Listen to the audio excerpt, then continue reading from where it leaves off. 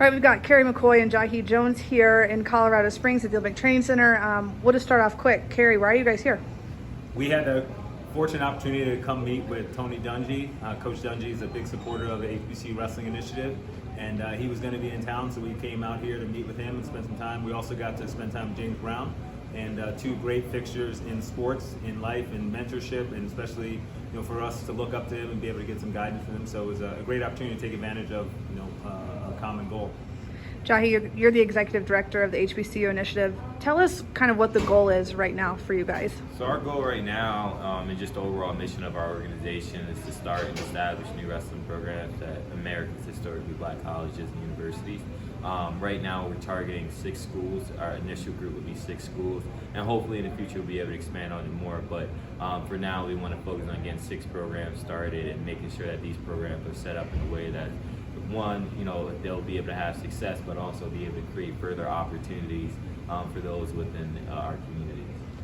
And there was the recent announcement of Morgan State bringing back their program. Kerry, can you just talk about what that's going to look like in the timeline and how the initiative has played a part in that? Yeah, it was a huge thing. Morgan State is one of the more successful HBCU wrestling programs, and they had their program discontinued a few years ago. We worked together with campus and administrators and obviously supporters of the HBCU Wrestling Initiative to get the program reinstated. It was a great process. Jahi and I were at Morgan for their homecoming when they made the announcement, and it was an incredible, surreal feeling. Now they're in the process of getting an application for their head coach. They will start the hiring process within the next couple of weeks, and hopefully by late March, early April, somewhere in that time, they'll have some interviews and be ready to have a leader for the program soon. So that's where we are with Morgan State, getting the head coach hired. And then when the head coach is hired, then the next step of building a staff, building a program, building the recruiting base and all that stuff. But there are a lot of people, a lot of athletes, a lot of coaches that are supporting kids that want to go to Morgan State, athletes or coaches from other teams that have said, hey, we'll put you on the schedule. So it's a really great opportunity for Morgan State. We're happy to have one under our belt, and we're looking to build more.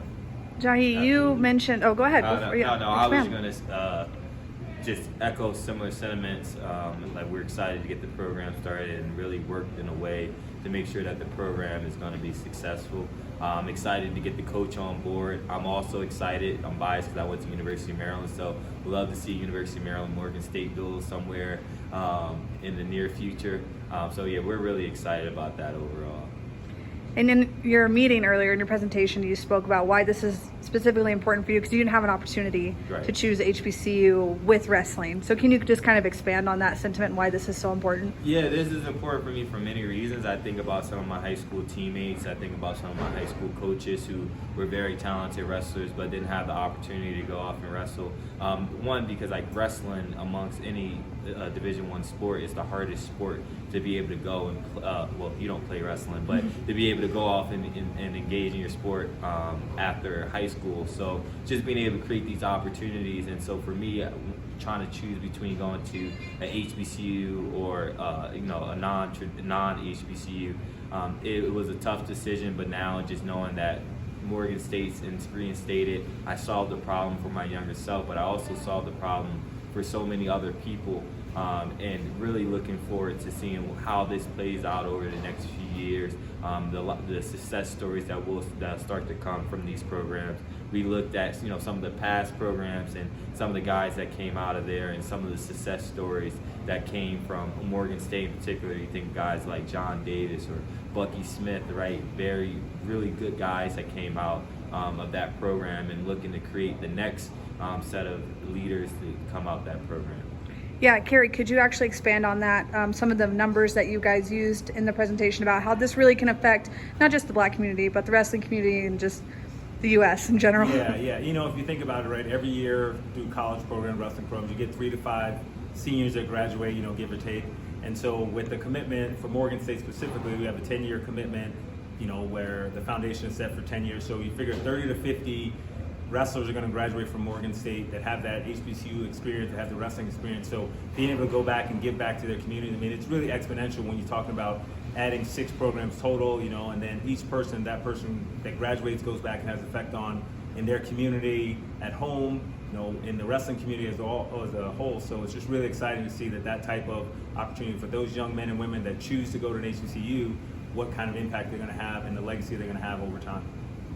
And finally, just for those that want to get involved, Jahi, just let us know how we can. Yep, so there's obviously, we're in the process of fundraising $18 million to be able to support this program. So any financial contributions, you can reach out to myself or through the website, being able to donate directly to us, being able to further our mission by reposting, right, getting the word out there throughout the different communication channels so that we can continue to make sure that the word about what our initiative is doing is out there. I think one of the things that we spoke about earlier was how historic this initiative is, and it's a one-of-a-kind program in the sense that not many other programs have been started with a core mission as strong as ours. And so we really want to make sure that that mission is being able to be portrayed throughout the entire world, right, and even outside the wrestling community. And I think that's where it kind of like you engage with people outside of the wrestling community. You use your influence and your likeliness as a wrestler to kind of help pull those people in.